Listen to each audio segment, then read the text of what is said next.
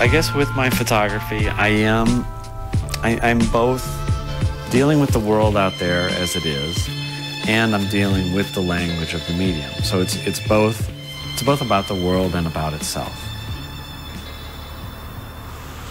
So I'm in that space, that delicate space between documentary and more self-referential experimental work. But I use the language of documentary photography, but I'm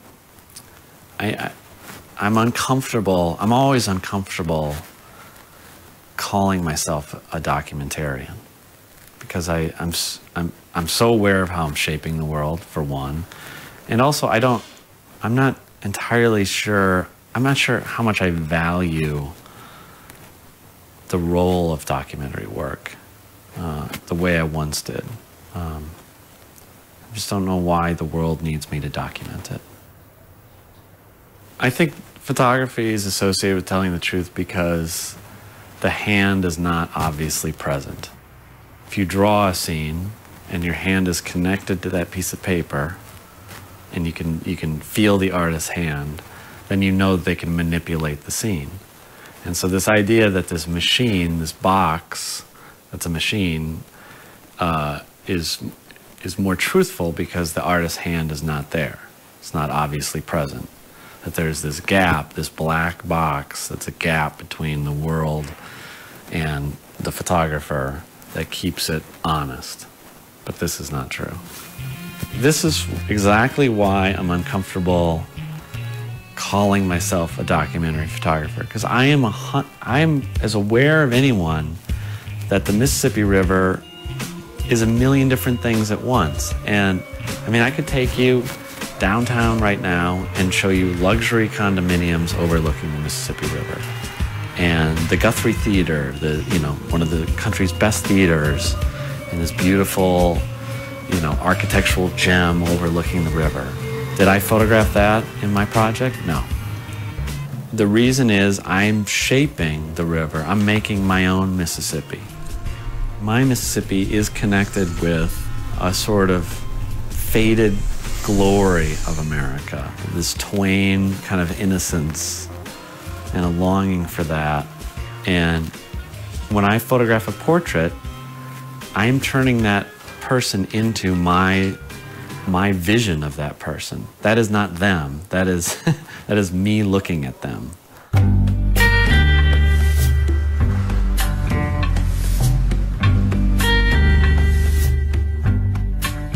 As a photographer, you're editing the world and thus shaping the world. I mean, the story of Dog Days Bogota is that, my wife and I went to Bogota to adopt a child, and I felt compelled to make work out of this experience. The thing is, I can't photograph my family, and I can't photograph the actual experience of adoption, whatever. So I needed to work by analogy, work by metaphor. And when I was in Bogota, you know, there were all these street children. I couldn't photograph those street kids. It just didn't feel right.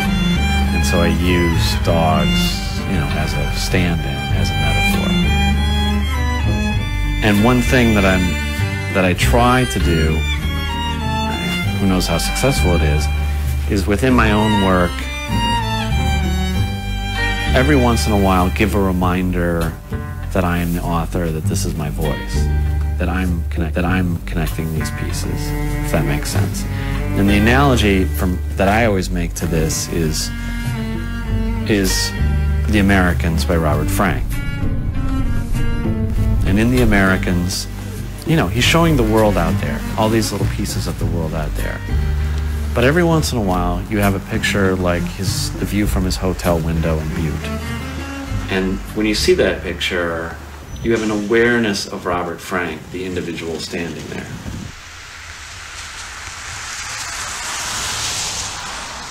I have a knowledge of the medium where I can give it some sort of shape. So it's editing, sequencing, constructing a whole. That's the artistry in photography now, as much as going click.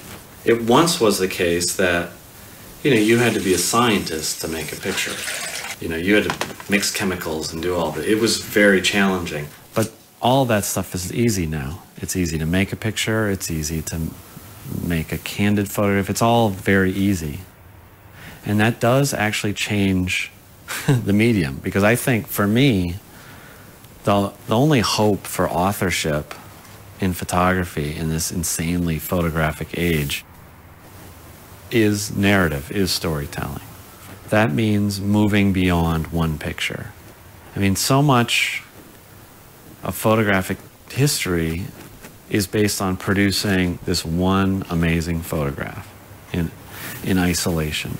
But I think for most people, the only hope is in a series of images that conveys something like a story, where the body of work has a weight.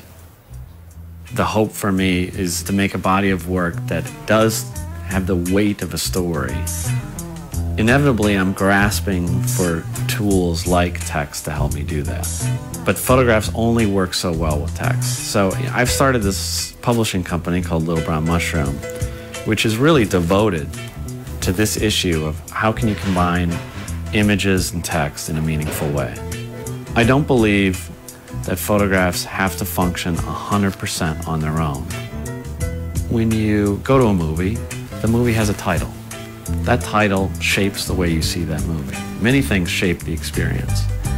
And as a photographer, I do want to shape the experience both by the photographs, but by the way they're presented in an exhibition, by the way they're presented in a book, etc.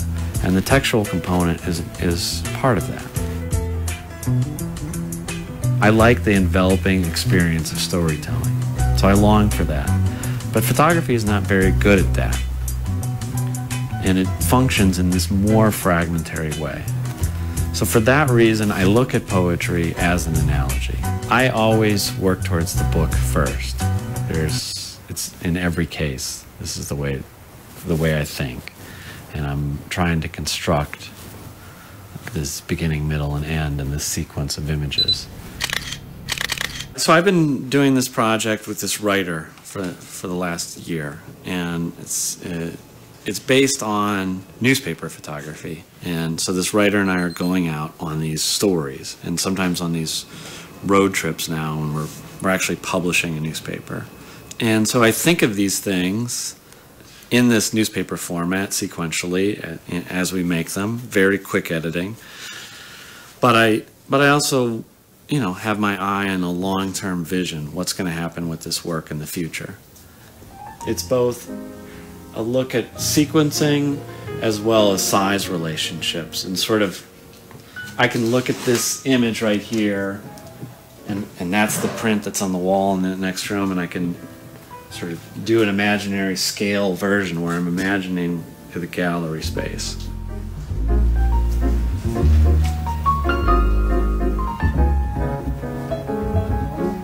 This is an example of how it can work on the wall. This is just a test print, just to give a sense of scale.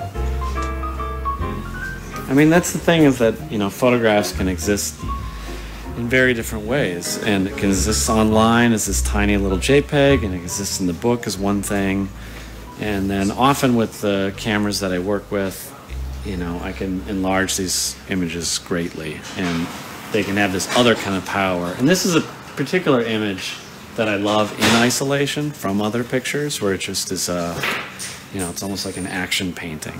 Film parties, they don't exist so much anymore.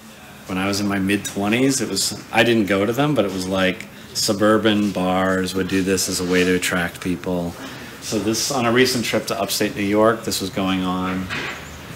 And it's, I mean, it's a really funny picture to me. And one of the things that's really revealed in the large print are some of these details. I mean, the fact that her tattoo really works with the pattern of her dress in a beautiful way that would be hard to see in a small image. And then kind of most importantly, these shoes, and they're clearly like a new pair of shoes with the size sticker right there. These tiny little details that emerge. So that's the thing about photographic narrative, is that it's more often than not, you don't tell a story, you suggest a story, and then the viewer fills it in. So a lot of my work is produced with a large camera, and with that camera and the way it works, outdoors I don't need to light things, but very often indoors I wouldn't have enough light, so I would need to light. As time went by, for whatever reason, I disliked the look of lighting and wanted a more naturalistic feeling, and so I used less and less of it. But that partly forced me more outdoors, just because I just couldn't handle the long exposures inside. And nowadays I'm in a very different state of mind, and not only am I lighting, but I'm using very hard flash, and so I'm just pounding the scene with light, very artificial light, and I'm interested in that phenomenon.